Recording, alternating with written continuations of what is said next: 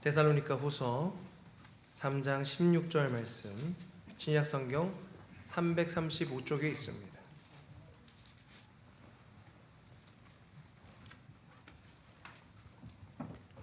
한 절 말씀 같이 함께 읽겠습니다. 시작. 평강의 주께서 친히 때마다 일마다 너희에게 평강을 주시고 주께서 너희 모든 사람과 함께 하시기를 원하노라. 아멘. 우리 교회에 여러 소개할 것들이 많이 있지만 저는 이제 가끔 정말 좀 자랑하고 싶은 게 하나 있습니다. 무엇이냐면 우리 교회 작은 텃밭입니다. 오시면서 보신 분들도 계시겠지만 하얀 꽃들이 좀 폈어요. 못 보신 분들은 꼭 가시다가 보시길 바랍니다. 그 꽃 이름이 뭔지 아십니까? 네, 아시는 분은 아시네요. 샤프란입니다. 샤프란. 네, 샤프란 꽃이 폈는데 햇빛을 받으면 이렇게 활짝 피고 또 햇빛이 없으면 이렇게 오므라듭니다. 그래서 제가 진짜인가 보려고 한 9시에 와 보니까 오므려져 있더라고요. 그래서 궁금하시면 밤 9시 한번 와 보십시오. 산책하시면서. 네, 근데 또 지금은 활짝 폈어요. 우리 삶이 이 샤프란 꽃처럼 활짝 피어나기를 소망하는 마음으로 우리 옆에 계신 분들이랑 이렇게 인사합시다. 주 안에서 피어납시다. 네, 이렇게 인사하고 나니까 또 피어나는 것 같네요, 얼굴이. 오늘 내용은, 오늘 본문은 데살로니가 교회에 쓴 마지막 내용입니다.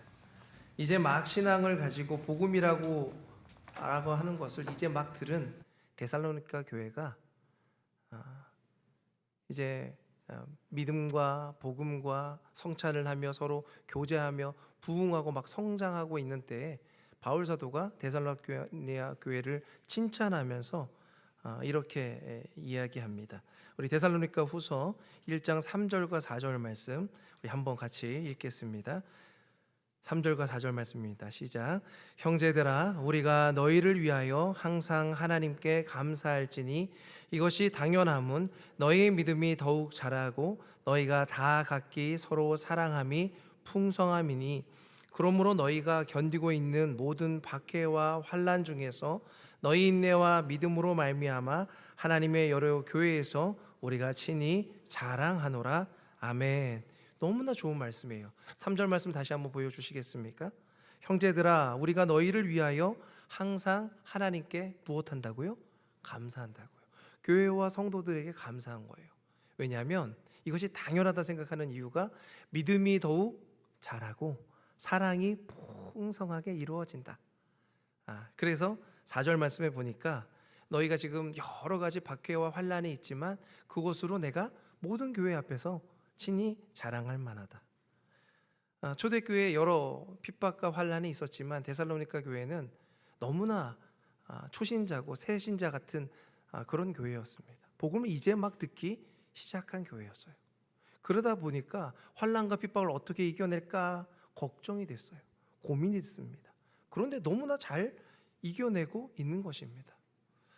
여러분, 그런 분들 보면 참 손잡아드리고 더 축복하고 싶지 않습니까? 믿음으로, 신앙으로 어렵고 힘든 시간을 잘 기도함으로 견뎌내는 성도들. 저는 그런 분들 보면 손 한 번 더 잡아드리고 싶고 인사 더 해드리고 싶고 그냥 축복합니다, 사랑합니다, 머리 스타일이 잘 되셨네요, 이런저런 이야기로 어떤 방법을 다 해서라도 축복하고 싶은 마음이 가득합니다. 우리 모든 교회 성도가 그런 사람들이 되었으면 좋겠습니다. 데살로니가 교회는 그런 참 좋은 교회였습니다. 그래서 이 데살로니가 후서를 통해 가지고 바울 사도가 이제 데살로니가 교회를 응원하고 격려하면서 이제 마지막 말을 하는데 그것이 데살로니가 후서 3장 말씀이고, 그 결론 같은 궁극적인 신앙의 삶은 이뤄야 된다라고 말하면서 하는 내용이 바로 우리가 아까 읽었던 데살로니가 후서 3장 16절 말씀입니다. 우리 다시 한번 읽어볼까요? 시작. 평강의 주께서 친히 때마다 일마다 너희에게 평강을 주시고 주께서 너희 모든 사람과 함께 하시기를 원하노라. 아멘. 어떤 내용입니까? 평강의 주님께서 친히 때마다 일마다 너희에게 평강 주시기를 원하노라. 너무나 축복되는 말씀이에요. 너무 격려가 되는 말씀입니다. 그런데 생각을 해봐야 될 것이 무엇이냐면 데살로니가 교회는 재림신앙, 부활신앙이 강력했던 곳입니다. 내일 주님이 오실지 내일 모레 오실지 곧 오시리라 말씀하는 그 상황 속에서 오늘 평강이 임하기를 원하노라 라고 하는 그 말이 바울 사도가 분명히 우리에게 재림 예수를 증거했는데, 예수님이 곧 오신다라고 말씀하여 주셨는데 왜 우리의 오늘의 삶이 평강을 누려야 됩니까? 라고 반문할 수 있는 내용이에요. 바울 사도는 그랬습니다. 언제 예수님이 오실지 모르겠지만 친히 때마다 일마다 주님께서 직접적으로 너희 삶이 평강이 임하길 소망한다. 그러니 18절 말씀에도 우리 주 예수 그리스도의 은혜가 너희 무리에게 있을지어다 라고 축복하면서 종말의 때 예수님이 오시는 그 바람을 가지고 사는 사람들은 어떠해야 되는가? 조급함 속에서 살아가는 것이 아니라 매일의 삶이 주님 언제 오실지 모르겠지만 평강을 누리며 평안을 누리며 사는 삶이 되어야 한다라고 말씀하고 있는 것입니다. 그렇다면 이러한 평강을 누리는 사람들은 어떤 사람들인가? 이 데살로니가 후서 3장에 3번 기록되어 있습니다. 그 말씀들을 함께 나누며 우리가 과연 평강이 있는 자인가? 이 종말의 때에 살아가면서 조급함을 가지고 살아가는 사람이 아니라 진정한 평안을 누리며 살아가는 사람들인가 살펴보기를 원합니다. 평강을 누리며 살아가는 사람들은 어떤 사람들입니까? 첫 번째, 우리를 위하여 기도하는 자입니다. 바울은 혼자 복음을 전하지 않습니다. 주의 복음을 동역자들과 함께 전합니다. 실라가 있었고 디모데가 있었고 바나바가 있었고 팀이 있었습니다. 저도 팀이 있습니다. 우리 지성수 목사님도 함께 해주고 계시고요. 이학교 강도사님, 정갑조 목사님, 최정순 전도사님도 저와 함께 해주고 있습니다. 같은 팀입니다. 또 이분들은 저를 그렇게 생각하실지 모르겠지만 저는 당회도 저랑 같은 팀이라 생각합니다. 할렐루야. 네, 우리 권사님들도 마찬가지죠. 안수 집사님들, 은퇴 장로님들 다 같은 팀. 우리 순장님들도 저랑 같은 팀입니다. 제가 팀이 많아서 너무 부럽습니까? 네. 사역은요 혼자 이루어지지 않습니다. 팀으로 함께 이루어집니다. 왜 목회자들을 위해서 기도해야 됩니까? 데살로니가 후서 3장 1절 말씀에 끝으로 형제들아 너희는 우리를 위하여 기도하기를 주의 말씀이 너희 가운데서와 같이 퍼져나가 영광스럽게 되고, 하나님의 복음이 하나님의 말씀이 퍼져나가려면 누구의 기도가 필요하는가? 성도의 기도가 필요하다는 것입니다. 바울은 이 성도의 기도의 능력을 경험했던 사람입니다. 특히 그가 옥에 갇혔을 때 에베소 성도들에게 이렇게 부탁합니다. 여러 성도들을 위해서 기도하지만 나를 위해서 기도해달라고. 에베소서 6장 18절 19절 말씀에 보면 모든 기도와 간구를 하되 항상 성령 안에서 기도하고 이를 위하여 깨어 구하기를 항상 힘쓰며 여러 성도를 위하여 구하라. 또 나를 위하여 구할 것은 무엇을 위해서 구하라고요? 내게 말씀을 주사 나로 입을 열어 복음의 비밀을 담대히 알리게 하옵소서라고 하는 것을 함께 기도해 달라고 간구합니다. 왜요? 설교자가 또 목회자가 복음을 전하는 일은 목회자 혼자 하는 일이 아니다라고 하는 것을 알려주기 위함입니다. 성도들의 기도가 모여서 기도의 그 불씨가 모여서 복음의 열정이 되고 그 복음의 열정이 선교사를 파송하고 목회자를 파송하고 직분자를 파송하고 순장을 파송해서 교회를 일으켜 세우기 때문에 그렇습니다. 남극의 황제 펭귄 이야기를 아십니까? 이들은 새나 물고기랑 좀 다른 습성을 가지고 있습니다. 극한의 환경이 펼쳐지는 그 남극에 겨울을 그들이 보내게 되는데 황제 펭귄은 추위를 이기기 위해서 무리를 짓게 됩니다. 영하 45도, 초속 한 50m의 광풍이 막 몰아치는 그곳에서 그들은 살아남습니다. 수컷 황제 펭귄들은 발 위에다가 알을 올려놓고 암컷들이 오기까지를 기다리는데 얼마를 기다리냐면 무려 4개월을 기다린다고 합니다. 영하 45도. 이 펭귄이 얼어 죽지 않기 위해서 가장 단순하고 효과적인 방법으로 그들이 있게 되는데, 사진 한번 보여주시겠습니까? 몸을 밀착시키면서 무리를 짓게 됩니다. 바람이 불어오는 반대쪽으로 향해서 고개를 숙인 채 기와장처럼 몸을 붙이면 펭귄 무리 안의 온도는 무려 20도까지, 영상 20도까지 올라간답니다. 그리고 더 많이 올라갈 때는 37.5도까지 올라간다고 합니다. 대단하죠? 근데 문제는 이 무리의 가장자리예요. 바람맞이 펭귄들이 찬바람에 고스란히 노출되어서 펭귄들이 이 무리가 이 온기를 못 느낄까 봐 걱정이 되는데, 펭귄 무리가 미동하지 않는 것처럼 보이지만 그렇지 않습니다. 30초에서 60초 사이에 5cm에서 10cm씩 조금씩 움직입니다. 그래서 무리가 조금씩 움직여서 밖에 있던 무리가 안으로 들어오고 안에 있던 무리는 밖으로 돌아가게 됩니다. 이것이 바로 남극에 사는 황제 펭귄의 생존 방식, 허들링이라고 합니다. 제가 이 기사를 보면서, 이제 사진 내려주셔도 됩니다, 느낀 게 있습니다.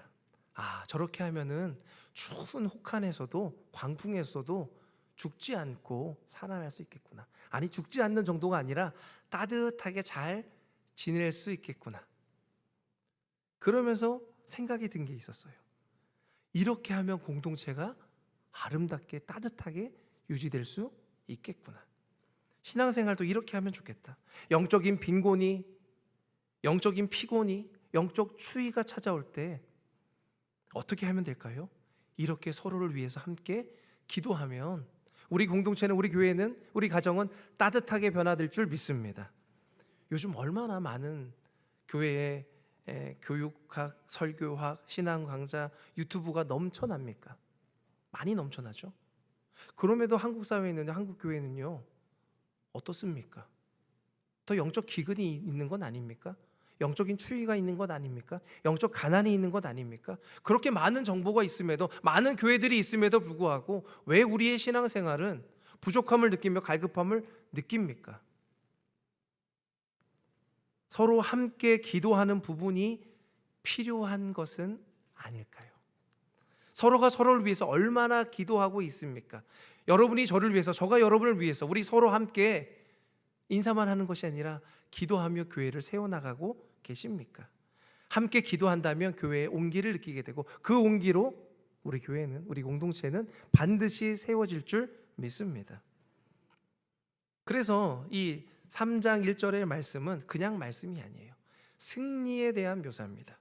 계속해서 달려가서 마지막 영광에 이르게 되는데, 주의 복음을 전하는 그 영광에 이르게 되는 것이 저 혼자뿐만이 아니라 여러분의 기도가, 여러분의 기도의 온기가 필요하다는 것입니다. 그래서 이 설교를 듣고 한 사람이, 두 사람이 복음을 듣고 다시 새 생명으로 하나님의 교회로, 하나님의 공동체로 나와 그것으로 다시 일어나는 역사가 있기를 주님의 이름으로 축복합니다. 그렇기에 성도의 기도하는 역사는 엄청나게 힘이 큽니다. 큰 효과를 주게 되는데, 2절을 보십시오. 또한 우리를 부당하고 악한 사람들에게서 건지시옵소서. 먼저는 이 기도를 통해서 어떤 일이 있게 됩니까? 목회자가 부당하게, 그리고 또 악한 자들의 손에서 보호함을 받게 됩니다. 경건을 흉내내면서 교회 안에 침투되어 세상의 법칙과 방법대로 살려고 하는 부분들이 있을 때가 있어요. 그런데 그것으로부터 보호함 받을 수 있는 방법은 무엇입니까? 바로 성도의 기도입니다. 같이 기도하면 교회가 공의와 사랑이 넘쳐나게 되는 거예요. 하나님의 놀라운 보호하심으로 교회가 유지되게 되는 것입니다. 저도 사람인지라 때론 힘이 들 때가 있습니다. 금요일 날 무엇을 좀 잘못 먹고 좀 살이 빠져 보이지 않습니까? 네. 헬스케 보이죠? 네. 일부 예배 드리고 났더니 어떤 권사님이, 목사님 헬스케 보여요. 제가 장염이 걸렸어요. 그래서 어제는 사역을 하는데 설교 준비하다가 이러다가 쓰러지겠다, 막 식은땀도 나고, 그래서 어제 저녁에 권사회와 당회 장로님들하고 중보기도팀에 긴급하게 기도 부탁을 했습니다. 그랬더니 설교할 수 있는 힘이 생기더라고요. 목사님 장염 걸렸다고 얘기 안 하면 모르겠어요. 맞지요? 좀 걸려 보입니까? 제가 기도 부탁드리는 이유가 있어요. 목회자가 때로는 어렵고 힘든 일들이 있을 때가 있습니다. 육체적인 장염은 그냥 주사 맞고 또 약 먹고 기도하고 나을 수 있죠. 제가 실수로 튀어나오는 말로 인해서 성도가 상처를 받거나 마음의 문이 닫혔다면 전 장염보다 더 속상한 일이라고 생각이 들어요. 우리가 사역을 하면서 때로는 여러 가지 있는 일들로 속상할 때가 있습니다. 하지만 성도의 기도를 통해서 서로가 서로를 위로하며 격려하며 목회자가 보호함을 받게 된다는 것입니다. 그래서 여러분들은 저를 위해서 또 성도들을 위해서 우리 직분자들을 위해서 함께 기도해 주셔야 합니다. 또한 이 우리를 위해서 기도하면 어떤 효과가 있는가? 우리 5절 말씀입니다. 데살로니가후서 3장 5절 말씀 함께 읽겠습니다. 시작. 주께서 너의 마음을 인도하여 하나님의 사랑과 그리스도의 인내에 들어가게 하시길 원하노라. 아멘. 목회자들을 위해서 기도하면 단순히 목회자들을 위한 기도로 끝나지 않고 교회를 위해서 우리를 위해서 함께 기도하면 그것으로 끝나지 않고 어떻게 되냐면 주님께서 하나님께서 너의 마음을 인도하여 사랑과 인내 안으로 풍덩 들어가게 하신다. 왜 그렇습니까? 저를 위해서 기도하면 저를 여러분이 용납하고 인정하고 이해하게 되십니다. 저의 팀들을 위해서 기도하면 저와 함께하는 목회자들, 동역자들을 위해서 기도하면 이 5분의 목회자들을 여러분이 용납하게 돼요. 그의 가정을 위해서 기도하면 그 가정의 식구들 10명이 됐든 12명이 됐든 다 용납하게 되는 거예요. 당에 우리 장로님들, 은퇴 장로님들 위해서 기도하면 그 장로님들의 성향과 성격이 어떠하든지 우리가 용납하고 이해하게 되는 줄 믿습니다. 이건 대단한 일이에요. 한 사람 한 사람을 이해하는 게 상당히 어려워요. 결혼하신 분들은 아실 거예요. 결혼하고 나서 내 마음에 다 듭니까? 안 드는 것도 있습니까? 대답하지 마십시오. 부부싸움 날까? 설교 듣고 부부싸움 나면 안 되잖아요. 안 되는 것도 때론 있을 때가 있지요. 어떻게 하십니까? 기도하고 이해하고 용납하는 것 아닙니까? 그럴 수 있는 기회가 어디에 있습니까? 교회 안에 있습니다. 목회자를 위해서 기도하고요, 우리 리더십들을 위해서 기도하고요, 우리 선교사님들을 위해서 기도하고요. 그렇게 기도하다 보면, 우리 순장님들을 위해서 기도하다 보면 나랑 너무 다르다, 저 사람 왜 저러지? 라고 하던 것들이 이제는 이해가 돼서 용납받고 용납하게 되는 줄 믿습니다. 그것으로 무엇이 생깁니까? 사랑이 생기는 거예요. 인내가 생기는 거예요. 용납하지 않고 이해되지 않으면 사람을 이해할 수가 없어요. 인정할 수가 없습니다. 인내할 수가 없습니다. 그런데 저 사람을 용납하게 되면, 기도함으로 용납하게 되면, 여러분 20명을 놓고 기도해 보십시오. 20명의 사람들의 그 여러 가지 성향이 내가 용납되게 되는 거예요. 100명을 놓고 기도해 보십시오. 그 사람들의 성향이 다 이해가 되게 되는 것입니다. 그래서 여러분들 저를 위해서 기도한다면, 우리 목회자들을 위해서 기도한다면 분명히 여러분의 삶 가운데도 사랑과 주님의 인내가 넘쳐나게 될 줄 믿습니다. 그러니까 제 기도 제목이 궁금하시죠? 안 궁금하세요? 궁금하셔야 됩니다. 제가 교회를 위해서 어떤 기도 제목을 가지고 있는가, 제가 3가지를 알려드리길 원합니다. 하나님의 임재가 가득한 교회가 되게 하소서가 제 첫 번째 기도 제목입니다. 2025년도. 두 번째는 모든 세대가 부흥을 경험하게 하여 주옵소서. 유치부부터 청년부뿐만 아니라 성인들뿐만 아니라 나이 지긋한 어르신까지 다 같이 와서 예배드리는 그런 공간이 되었으면 좋겠습니다. 세 번째는 여러분, 제가 설교 때 여러 번 말씀드려서 아실 거예요.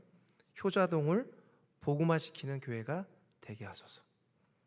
적는 분들 있어서 제가 한 번 더 불러드릴게요. 하나님의 임재가 가득한 교회가 되게 하소서. 모든 세대가 부흥을 경험하는 교회가 되게 하소서. 효자동을 복음화시키는 교회가 되게 하소서. 저를 위해서 함께 기도해 주실 거죠? 교회를 위해서 함께 기도해 주실 거죠? 그러면 분명히 우리 삶 가운데 하나님의 평강이 넘치게 될 줄 믿습니다. 평강을 누리며 사는 자의 특징 두 번째는 무엇입니까? 성실하여 질서 있게 행하는 자입니다.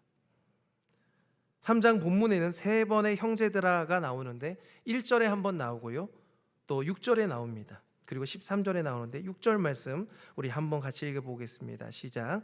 형제들아, 우리 주 예수 그리스도의 이름으로 너희를 명하노니 게으르게 행하고 우리에게서 받은 전통대로 행하지 아니하는 모든 형제에게서 떠나라. 아멘.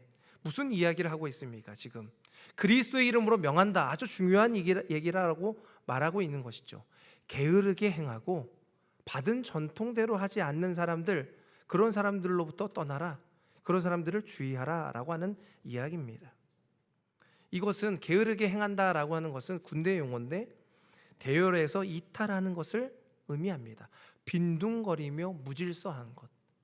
군대에 가보신 분들은 아시겠지만 군대에 가면 무엇부터 하냐면 제식 훈련부터 합니다. 앞으로 갓, 뒤로 돌아갓, 우양 앞으로 갓, 좌양 앞으로 갓. 저는 거기 군대에 가서 왜 이걸 시키나 싶었습니다. 그런데 이것을 시키는 이유가 있습니다. 제식 훈련을 잘하는 군대는 전투력이 강해집니다. 왜냐하면 지휘관의 구령에 맞춰서 순종하는 방법을 배웁니다. 또한 단결력이 강화됩니다. 그리고 정신력이 강화되기 때문에 군대에서 제식 훈련은 빼놓을 수 없는 훈련입니다. 바울이 군대 용어를 언급하면서까지 성도들에게 경고한 것은 무엇입니까? 신앙생활하면서 이 문제를 잘 다스려야 한다는 것입니다. 무엇이냐면 무질서한 생활, 질서 없이 생활하는 것, 게으름으로 살아가는 것. 게으른 자들은 어떻게 생활합니까? 질서와 훈련을 무시합니다. 오히려 이런 압박을 싫어합니다. 어려워합니다. 하지만 주님께서 하시는 훈련이라면, 그런 제식 훈련이라면 우리가 마땅히 감당해야 될 줄 믿습니다. 예배 드리러 나오는 자리를 소중하게 여기며 훈련받고 또 기도하고 또 순모임하는 자리를 소중하게 생각하며 나와야 됩니다. 그러면 풍성한 은혜가 넘치게 되는 거예요. 물론 처음에는 어려울 수 있지요. 하지만 우리의 인생을 주관하시는 하나님을 의지하며 나아간다면 그 제식 훈련은, 그 훈련은 나의 삶을 정돈시키며 바르게 만듭니다. 그런데 잘못된 종말론적 삶을 살게 되면 주님이 곧 내일 오시니까 나는 내 삶을 내 마음대로 방만하게 살 것이야 라고 살아버립니다. 제가 이 말씀을 준비하다가 갑자기 이 생각이 떠올랐어요. 저번에도 한번 말씀드렸던 것 같은데 욜로라고 하는 거예요. 욜로. 영어 자막으로 You only live once. 후회 없는 삶을 살자. 이 원래는 현실을 충실하게 살자라고 하는 철학 사조에서 등장했습니다. 욜로라고 하는 말 많이 들어보셨죠? 여러분의 삶이 중요하기 때문에 오늘 하루를 참 충실하게 사십시오, 그게 중요합니다 라고 생각하는 철학 사조에서 등장했는데, 이게 시간이 지나면서 어떻게 바뀌고 있습니까? 즉흥적인 소비, 쾌락 중심의 라이프 스타일, 사치와 소소한 여행이라고 하면서 아주 사치스러운 여행으로 변모하고 있는 모습들, 그것이 자기 만족형 과시와 소비를 넘어서 어디까지 침범하는 줄 아십니까? 신앙과 종교보다 더 우선시 돼가고 있는 모습들이 욜로의 모습들입니다. 그래서 우리가 자주 듣는 말이 있죠. 저는 이 말 들으면 참 무섭다고 생각이 드는데, 너가 행복하면 그냥 됐어, 너가 행복하면 그만이야 라고 하는 말. 저는 이 말이 너무 무섭더라고요. 너가 행복한데 다른 사람이 그것으로 불행해진다면, 너가 행복하지만 그 영혼이 지금 지옥으로 향하고 있다면 그것이 진정한 행복입니까? 오히려 더 고난이고 불행이지 않습니까? 그런데 세상 사람들은 이 욜로, You only live once라고 하는 그 말 때문에, 야, 내가 언제 내일이 다시 안 올 수도 있잖아, 흥청망청 한번 써버리자, 흥청망청 세상을 향해 살아가자 라고 생각하며 살아가고 있지는 않습니까? 내 마음대로 살고 일하기보다 즐기고 놀고 먹고 하는 것에 집중하는 것. 11절 말씀에 이런 사람들의 특징이 나옵니다. 규모가 없다고 하며 일을 하지는 않고 일을 만들기만 하는 자들, 훈계만 하고 지적만 하고 비판만 하고 마음속에 이것은 아니야, 저것은 아니야 라고 부정적인 마음으로 가득 찬 사람들. 바울은 이런 사람들에게 이렇게 이야기합니다. 일하기 싫거든 먹지도 말라. 그리고 자기가 연보로 충분히 사역을 할 수 있음에도 불구하고 어떻게 합니까? 일을 합니다. 그곳에서 일을 하는 모습들을 보여줍니다. 왜냐하면 규모 없이 살아가는 모습을 보여주기 싫어서 그렇습니다. 이 욜로와 너무 닮아 있는 자들이 바로 극단주의적 종말론자들의 모습이었습니다. 성경은 우리들에게 분명하게 이야기합니다. 한 번뿐인 인생 지금 즐기자보다는 영원한 삶이 있음을 알고 그것을 기억하며 살라라고 말씀합니다. 세상 사람들은 육신의 정욕과 안목의 정욕과 이생의 자랑을 가지고 살아가지만 우리는 영적 가치를 가지고 살아가는 사람들이다라고 말하고 있습니다. 그래서 크리스찬의 큰 기쁨은, 선물은 무엇보다 예수 그리스도가 되어야 할 줄 믿습니다. 예수 그리스도가 나의 복이요 나의 큰 기쁨이 되시길 주님의 이름으로 축복합니다. 이것이 성경에서 말하는 이야기입니다. 혹시 이 이야기를 들을 때 마음이 불편하신가요? 만약에 그렇다면 내면에 나의 마음속을 잘 살펴보시길 바랍니다. 물론 너무 억눌린 사회 속에서, 권위주의적인 사회 속에서 살다 보니까 우리가 다른 사람들을 용납해주고 이해해주는 세대로 변모됐습니다. 지금 40대, 50대, 60대 분들은 권위주의적인 사회로 살다 보니까 우리 자녀들을 어떻게 합니까? 잘 용납하고 잘 이해해줍니다. 꾸중 한번, 잔소리 한번 안 하고 매 한번 때리지 않는 부모들도 상당히 많더라고요. 그런데 권위주의적인 반작용으로 무질서를 선택했다면 그것은 참 어리석은 일입니다. 사랑은 꼭 무엇이 있어야 됩니까? 질서가 있어야 됩니다. 공기가 함께 동반되어야 합니다. 만약에 선을 넘어선 사랑, 도를 넘어선 사랑, 지나친 사랑은 무엇으로 이어집니까? 무질서로 이어집니다. 무질서로 이어져요. 무질서는 혼란과 공황과 쇠퇴한 삶을 낳게 됩니다. 그래서 우리는요 자꾸 씨름해 봐야 됩니다. 진리가 무엇인지, 과연 거짓이 무엇인지, 세상이 말하는 것이 우리에게 진짜 그것이 우리에게 진리를 이야기하는가. 내 새끼가 예쁘다고 오냐오냐 하면 어떻게 됩니까? 우리는 결과를 다 알고 있습니다.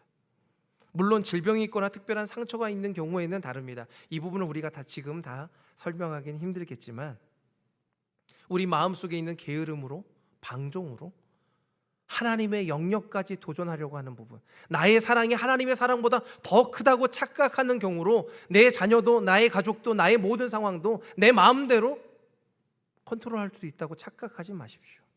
그것은 게으름이고 방종입니다. 그래서 교회의 질서를 지킨 것, 하나님의 말씀대로 살아가는 것은 우리에게 상당히 중요한 일입니다. 그래서 질서를 지키는 자들은 어떻게 하죠? 성실합니다. 왜요? 교회에서 부탁하시는 일에 순종함으로 감사함으로 받기 때문에 그렇습니다. 순종하고 감사하는 자가 불성실합니까? 그런 사람은 제가 못 봤습니다. 맞죠? 순종하고 감사하는 자는 항상 성실합니다. 질서를 따릅니다. 그런 사람들이 되기를 소망합니다. 그런데 질서를 무너뜨리고 게으른 자들은 어떻게 합니까? 항상 부정적이고, 항상 비판적이고, 항상 부당하다고 이야기하고, 항상 불만을 표출합니다. 하나님의 말씀에 경청하여 그 말씀 속에 풍덩 들어가 그 말씀 안에서, 그 교회 안에서, 그 질서 가운데서 안정감을 누리시길 바랍니다. 그러면 우리 가운데 평강이 넘치게 될 줄 믿습니다. 자, 세 번째, 평강의 삶을 살아가는 자들의 특징은 무엇인가? 선을 행하며 낙심하지 않는 자입니다. 우리 데살로니가 후서 3장 13절 말씀 함께 읽겠습니다. 시작. 형제들아, 너희는 선을 행하다가 낙심하지 말라. 아멘. 바울 사도는 한 번 더 형제들아라고 부르면서 성도가 평강 얻기 위한 방법을 이야기합니다. 첫 번째는 우리를 위해서 기도하라. 두 번째는 게으르지 말고 성실하게 질서를 유지하라. 또 하나가 남았다는 거예요. 그것이 무엇이냐면 선을 행할 때 낙담하지 말라. 낙심하지 말라. 선을 행하다가 가장 힘든 순간이 있습니다. 저도 그럴 때가 있어요. 복음을 전하고 선한 의도로 막 행동했는데 아무도 알아주지 않을 때, 내가 선한 행동이라고 아무도 이해하지 못할 때, 심지어는 내가 선한 행동을 했는데 오해받을 때, 그럴 때 마음이 무너집니다. 다 소용없다, 다 필요 없다. 그런데 여러분, 주저앉지 않기를 소망합니다. 왜냐하면 누가 다 보고 계시죠? CCTV가 다 보고 있습니까? 위성이 다 보고 있습니까? 아니요. 그것보다 더 좋은 성능을 가진 하나님께서 우리의 모든 것을 감찰하고 계신 줄 믿습니다. 저는 모르는 줄 알았어요. 제가 이렇게 선한 행동을 하면 아무도 모르는 줄 알았어요. 하나님이 알고 계셔서 하나님의 사람들에게 이야기하시더라고요. 며칠 전에도 들었어요. 목사님이 이렇게 복음을 전하고 있는 것을 다른 성도가 이야기하더라고요. 저는 모르는 줄 알고 있었어요. 근데 하나님은 알고 계시더라고요. 하나님은 하나님의 성도들에게, 하나님의 사람들에게 그것을 알려주시더라고요. 그래서 여러분들을 칭찬하고 싶습니다. 이제 제가 교회 온 지가 아직 1년이 안 됐잖아요. 이제 11월 17일이 되면 1년이 되는데 기다려줘요. 그때 되면 얼마나 더 교회가 더 활기차지고 성장할까. 우리 소망교회에 남아 계시는 여러분들을 너무너무 축복합니다. 그리고 우리 함께 신앙생활 하려고 새롭게 오신 분들을 주님으로 축복합니다. 그래서 제가 이 예배 전에 이제 말씀 나눌 때 처음에 서로 축복하는 것을 하잖아요. 성도의 교제를 하는데 그걸 하는 이유가 있습니다. 왜 하냐면 제가 일일이 가서 여러분을 축복하고 싶은데 그것을 서로 축복하면서 칭찬하고 격려하려고, 제 마음을 10분 이해해 주시면 감사하겠습니다. 그래서 우리는요, 교회 안에서 한 모든 수고와 헌신을 여러분들 기억하시며 그 도전을 게을리하지 않기를 소망합니다. 제가 교회를 돌아다니면서 이것저것 돌아다녀 봐요. 이곳에는 무엇이 있고 저곳에는 무엇이 있고, 이것은 누가 헌신한 거구나 물어보기도 해요. 성도님, 이건 누가 한 겁니까? 누가 한 겁니까? 그렇게 보니까 우리 교회에 하나하나마다 성도의 수고와 기도가 쌓여 있더라고요. 이 성도의 수고와 기도가 헌신이 쌓여진 교회가 하나님의 뜻 가운데서 부흥하게 될 줄 믿습니다. 제가 그래서 내년도 사역 지원할 때는 물론 찬양대, 교사, 순장 역할 구분도 하겠지만 이런 걸 한번 해봤으면 좋겠어요. 아마 당회가 꼭 허락하실 거라 생각이 드는데, 교회 내에서 작은 실천 같은 것을 한 100가지 정도를 하려고 합니다. 100가지라고 하니까 벌써 부담이 되시죠? 이런 거예요. 화요일 날 오전에 나와서 교회 꽃밭에 물 주기, 수요일에 화단 잡초 뽑기, 교회 외벽에 붙은 광고물 제거하기, 교사들 1년에 한 번 아이스크림 사주기, 1년에 한 번 교회 청소팀에게 감사 쪽지 남기기, 우리 교회 유튜브 홍보하기, 찬양대원들에게 화이트데이에 사탕 전하기. 좋으십니까? 초콜릿을 더 좋아하십니까? 네. 이 구체적으로 하나씩 해보는 거예요. 목사님, 저는 새신자라 아직 등록신자가 아닌데요, 저는 헌신자라 교회 봉사 많이 했는데요, 걱정하지 마십시오. 할게 제가 100가지만 말씀드렸지만 한 사람이 한 개씩 두 개씩 하다 보면 1000가지도 넘을 수 있어요. 여러분이 써내시고, 저는 1년에 한 번 이걸 해보겠습니다. 저는 한 달에 한 번 해보겠습니다. 전 분기마다 한 번 해보겠습니다. 저는 여건이 되기 때문에 매일 한 번 해보겠습니다 라고 해보시면 좋겠습니다. 재밌겠지요? 함께 도전하시겠습니까? 아멘 소리가 좀 작네요. 도전해 보시겠습니까? 아멘. 네. 우리가 이렇게 도전해 보면 참 즐거울 것 같아요. 작은 일에 도전하는 것. 목사님, 저는요 교회 일 하다가 교회를 많이 해서 상처를 많이 받았어요. 제가 하나님의 마음으로 위로하길 소망합니다. 하나님의 평강이 임하기를 소망합니다. 그 수고 누가 다 아신다고요? 주님이 다 알고 계세요. 그리고 모르긴 몰라도 하나님의 백성들이, 하나님의 성도들이 다 알고 있습니다. 그런데 그 섬김이 다시 회복되려면 무엇으로 가능한 줄 아십니까? 다시 섬김으로, 다시 봉사로 나아갈 때 가능하게 될 줄 믿습니다. 디도서 2장 11절 14절에 이런 말씀이 있습니다. 모든 사람에게 구원을 주시는 하나님의 은혜가 나타나 우리를 양육하시되 경건하지 않은 것과 이 세상의 정욕을 다 버리고 신중함과 의로움과 경건함으로 이 세상에 살고 복스러운 소망과 우리의 크신 하나님 우리 구주 예수 그리스도의 영광의 나타내심을 기다리게 하셨으니, 되게 거창하게 말하죠. 그런데 이것을 무엇으로 하시려고 그러냐? 14절 말씀 함께 읽겠습니다. 시작.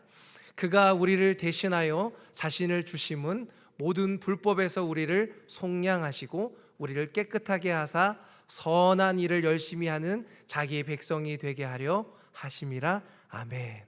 우리를 속량하게 하사, 우리를 깨끗하게 하사, 우리를 무슨 일에 사용하신다고요? 선한 일, 선한 일. 한국 교회가 왜 이긴지 아십니까? 기도하지 않아서도 그렇습니다.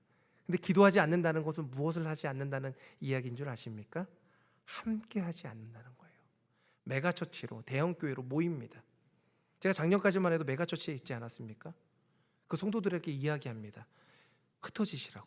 교회를 나오지 말라는 소리가 아니라 순으로, 다락방으로 흩어지시라고, 그리고 복음을 전하라고, 교회를 개척하라고.